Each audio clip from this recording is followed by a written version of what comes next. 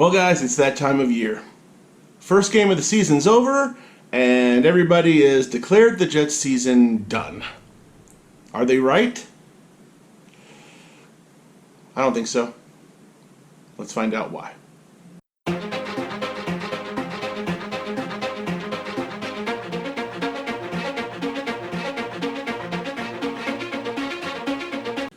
Hi guys, I'm Howie. Welcome back to JetsHQ.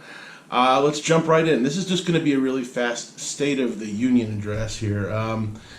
Obviously, this is not the type of video I was hoping to have to make after the first game, but I do, because it's the regular old shit that the Jets go through every year. So let's take a look. First of all, as everyone knows, I've been a Jet fan for 48 years. Every one of you out there who's watching this has been a Jet fan for however long, and you've been through it multiple times, no matter how long you've been a Jet fan. We look forward to the beginning of the season. We get hope. We have dreams, and they are destroyed and dashed before our very eyes by the end of the first game. So I understand why everybody feels that way, and let's break down all of the things that lead to those feelings. First off, that was a terrible, terrible ending to a game. The Jets had it won. They were dominating the game. 3 quarters, they looked invincible. Even if their offense was plain vanilla and barely moving, their defense was untouchable. The Bills have a decent offense, not a juggernaut, but they have a decent offense, and the Jets absolutely stonewalled them for 3 quarters. We all know about this. We don't have to really get into it, but the Jets fell apart in the fourth quarter for a number of reasons, not the least of which being the fact that C.J. Mosley went out with a groin injury and didn't return to the game, and kind of pulled the linchpin out of the middle of our defense, and we unzipped. But there were other things that were leading into it. As we know now, Sam Darnold has mono. Mono's not the type of thing that comes on in one day, so he was probably suffering from the beginning effects of it during this game. That definitely explains a lot of the missed reads, a lot of the missed open receivers, basically the lackluster performance and his inability to move. So at least it explains what was going on. But it's not an excuse. There's more, of course. Let's take a look at some of the other things that are leading to us bailing on this season already. Well, Quincy Enunwa has a neck injury. And it's an undisclosed neck injury, but it's bad enough for most people to think that he's out for the year. I've even heard some people say that he might have to call it a career. We haven't heard anything about that yet, but if that's the case, or if that's the information that's leaking out, it's pretty bad. So losing Quincy Enunwa is definitely something that will hurt us. That's the first check in the box. Next, Quinnen Williams. Quinnen Williams has been seen walking around in a boot to protect his injured ankle that he suffered in the first game.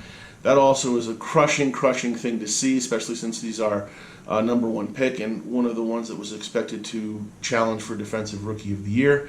So yeah, there's that. Quinnen Williams was walking around in a boot to protect his injured ankle. Nathan Shepard. Nathan Shepard ended up getting discovered using PEDs.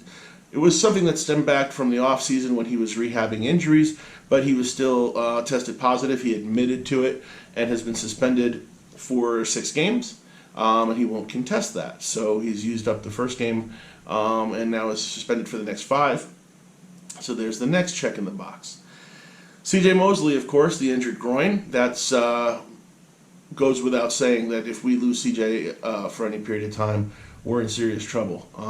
The amount of money that we invested in him in this offseason was very well placed, as we could see from the first 3 quarters of that game against the Bills, and we do not want him missing any time. That would be very difficult to overcome. That's the next check. Tremaine Johnson looked lost on the field, almost as if he wasn't sure that he was supposed to be playing football. The game that's coming up, he's going to have to defend Odell Beckham Jr., so yeah, that should probably worry some people. So that's the next check in the box.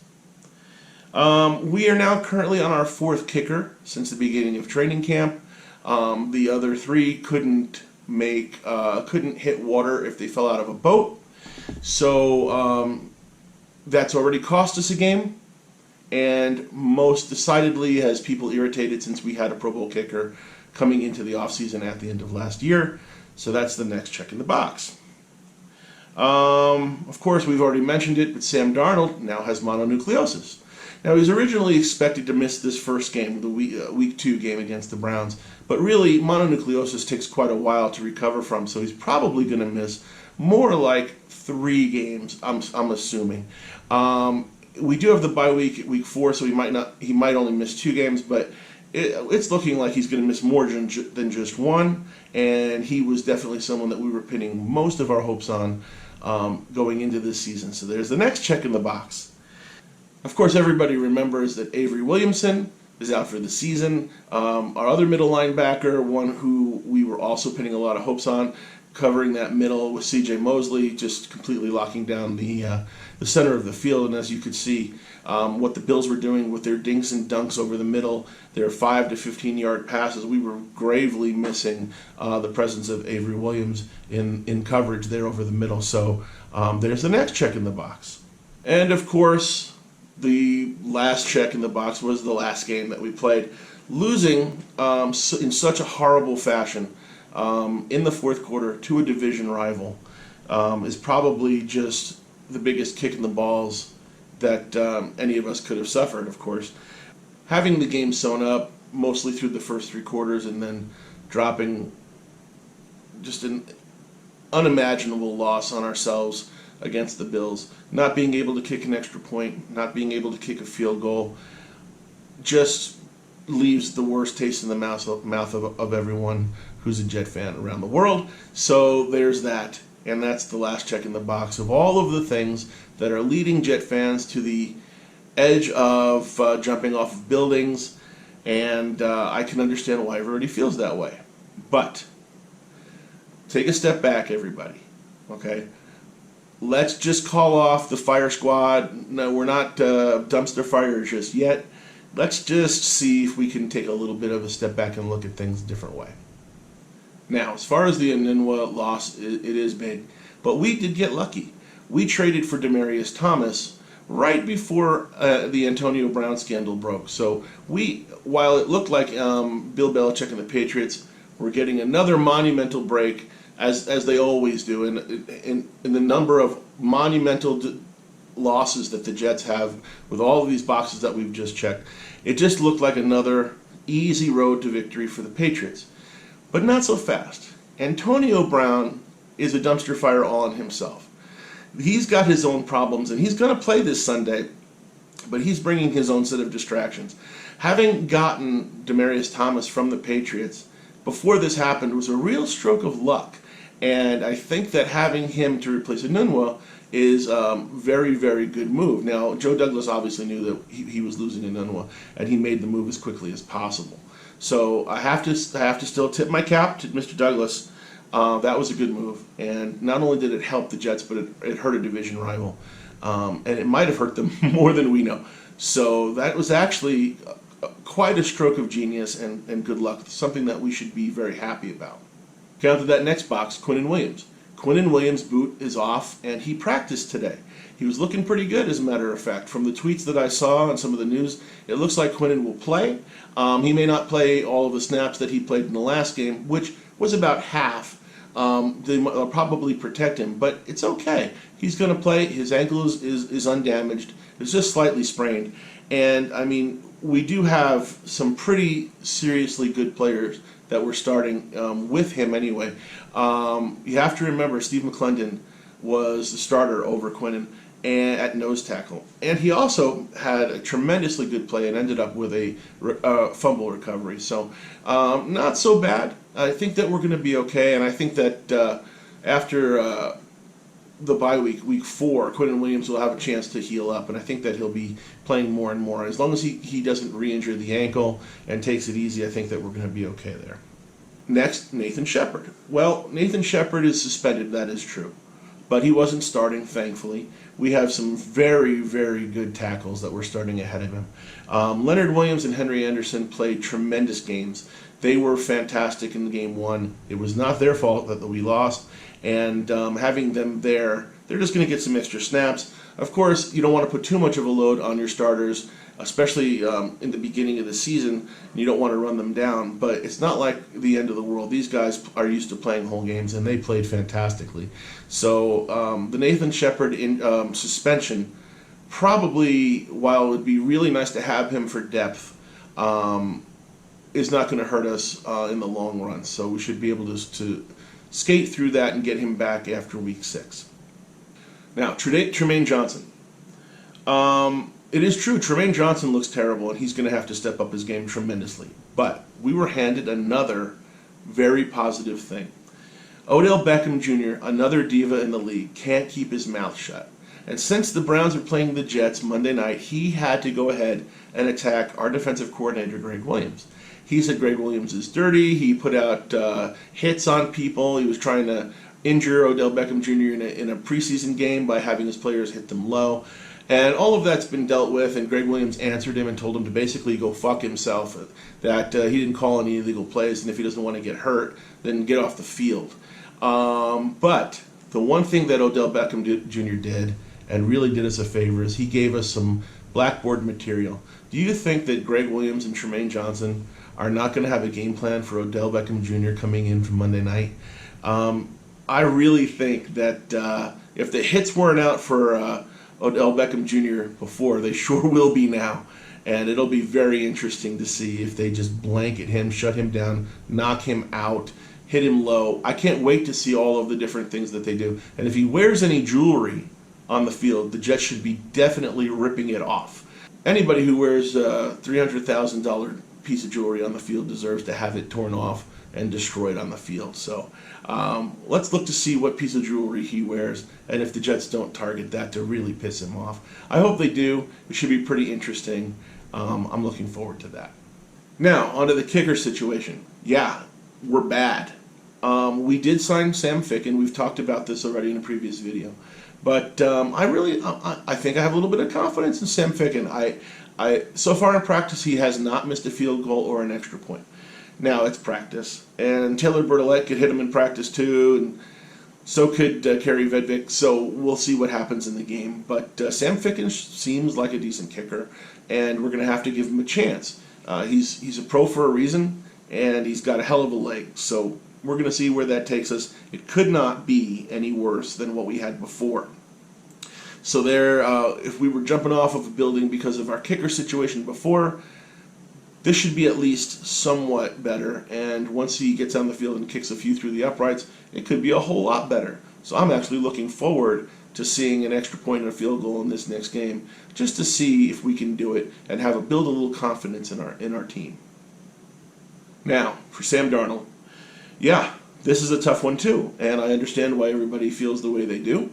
But I even said it in a video earlier during the preseason. We're very lucky that we have Trevor Siemian. Trevor Siemian is far better than your regular backup. There's a lot of backups around the league, and Trevor Siemian is one of the best. Is he Nick Foles? No, he's not. But he is pretty good. You know, he last was a starter in 2016 for the Broncos. He started 14 games for them. He was 8-6. He threw for 3,401 yards, 18 touchdowns, 10 interceptions. He had a 60% completion ratio, and he had an 84.6 passer rating. This is very respectable numbers. And 8-6 for the Broncos in 2016. You know, we could do a lot worse. So Darnold being out with mono is a hurt because it's going to hurt in his development. But as far as the production on the field, well, I definitely would rather have a healthy Trevor Siemian than a Sam Darnold with mono in Game 1, because he was lackluster, lackadaisical, sluggish, and just, you know, not ready to play. So maybe we should have started Siemian Game 1. So I wouldn't just go jumping off of buildings just yet because of our quarterback situation. Not to mention the fact that he'll be back. Darnold will be back, and he's going to get better. It's just mono. He doesn't have anything physically wrong with a bone or a joint. So it's just got to get through the illness, and he'll be back. So that's a positive thing. Now, as far as losing the game in the first quarter, in the fourth quarter, as the Jets did, as bad as that was, we played a far better game, game one, than the Cleveland Browns did in their game one. The Cleveland Browns lost 40-something to 13 at home in their opener, and they looked far worse than the Jets did. They were disorganized, lost. Baker Mayfield threw 3 interceptions. And now with Odell Beckham Jr. putting out all of this vibe and calling out Greg Williams, it's just going to add fuel to the fire for the Jets. I really think that they're in far worse position than we are. And coming in, even if they are now favored because of all these different things that I've noted, they're going to have trouble against this Jets defense. It's going to be very interesting, and I think that the turnover ratio is once again going to be very high in favor of the Jets, and that gives us a chance to win the game. And that's all we need, is a chance to win the game. So I wouldn't go just bailing on this game yet. I think Monday night is going to be very interesting, and the rest of the country is going to be watching. So I sure hope that gives motivation to the team to look good in front of the nation. And finally, guys, we are very lucky to have the bye week early this year. We were kind of considering this to be bad because the team wouldn't need the rest just yet. A week 4 bye normally is bad. But you have to remember that a week 4 bye is really helping us. We have Christopher Herndon coming back. We have Nathan Shepard coming back. We have Sam Darnold, who's ill and might need the extra week off. We have Quinnen Williams, who's injured. We have C.J. Mosley, who's injured. So this early bye week is definitely going to work in the favor of the Jets. I think that is something that, even though we won't be seeing the Jets play on week 4, I think that you guys can all look forward to that as being a point where our season will turn around. I think that the Jets are going to win the game against the Browns, and I think that the Jets are going to be very happy to see that week 4 bye come up after week 3, and I won't mention that one yet. But I think that we have a lot of positives to look forward to. I think that it's not as bad as everybody thinks. Everybody is very, very quick to bail on the Jets season, and I think that everybody is very, very wrong. You also have to remember that the second half of the Jets schedule is by far the easiest half of a schedule in the entire NFL. So as long as we can hold in there and get through this first part, I really think that there's a lot of positives to look forward to in the Jets season. So, guys, stick with me. Hold in there, okay? It's not a chance. It's not time to bail yet. It's not time to just throw up the white flag. We're not looking for the number 1 pick. We're going to be just fine. So anyway, also I did want to let you guys know, I will not be able to be streaming the Monday night game this week. I have a family issue that is going to be needing my attention. So unfortunately, I won't be able to live stream the game with you. I really wanted to do that, but I'll be back for Game 3 to live stream with you guys. Of course, I'll be putting up a video recapping the Browns game. Hopefully, it'll be recapping a tremendous victory and a comeback, and everything that's good will be sustained from what I've said, and hopefully that'll all be true. And you guys will all say, "Hey, we stuck it out. Thanks for the positive vibe." But I do apologize for not being able to live stream Game 2 with you guys. I really like spending the time with you guys and watching the game with everybody who joins me. So we'll be back for Week 3. Also, guys, please remember, subscribe if you like the channel's content. Make sure you like the video. Give me a like down below. Ring the bell for notifications so that you get messages when the videos come out. And I look forward to putting up a tremendous victory video coming up after Monday Night Football, and I look forward to seeing you guys all then. So thanks very much, and please, everybody hang in there, and remember, let's go Jets.